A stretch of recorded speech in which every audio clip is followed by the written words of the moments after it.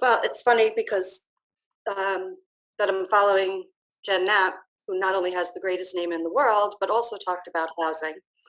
Um, so when Patty asked me to, to, to think about a topic that was meaningful to me, housing is the first thing that came to my mind.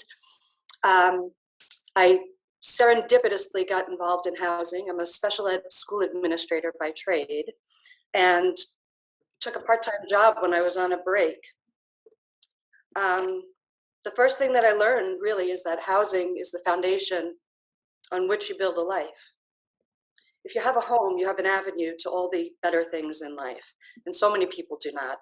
And homelessness comes in so many different forms. You could be in a shelter, you could be on the street, you could be couch surfing, you may be in a group home where your head has to be on the bed and lights out at 9 o'clock.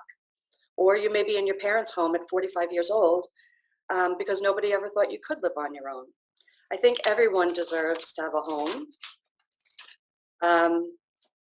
So this part-time job was a pilot for housing subsidy that came from the New York State Office for People with Developmental Disabilities, AKA OPWDD. It was a very meager subsidy, but it also came with very little regulatory or administrative requirements. And because of that, and the fact that I worked for a very large agency with tons of resources, we were able to get people housed and focus on what people needed to stay housed, rather than pushing paper. If you burn your turkey, you call me. If you break your toilet, you can call me. If you lose your Medicaid benefits, you can call me. Whatever it took to keep people safely housed is the way that we functioned. And 15 years later, we have 90 people throughout the 5 boroughs of New York City who, for the most part, are doing pretty well. Then in 2021, over the last year, OPWDD completely changed the way that they're doing their housing subsidy. They put a ton of regulatory stuff on top of it, and lots of paperwork, and forced us to really go from a place where we were supportive to a bunch of bureaucratic paper pushers. And it took us away from what was really a good and successful model. And talk about threads. We were hanging on to any thread we could to keep it going. I think we're in the acceptance phase of grieving over this change and starting to design an infrastructure that can support both the administrative piece as well as the good stuff.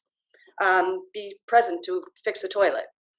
And on top of that, we got a new governor, thankfully, and some funds have been coming down our way for the housing subsidy, which will increase not only the subsidy for people, but also pay the agencies for the administration that is so large, that has become so large. So I feel like we're at a new beginning, and I know I don't think I answered any of the questions in the right way, but I know the fourth question was really, what's next? And I have no idea what's next. Like the other Jen, we're kind of at the beginning of something, and I don't know what that's gonna be. Our state is in flux, but I do have allies. I have an agency that's behind me. So in the words of Temple Grandin, I'm gonna say, I want to focus on what I can do.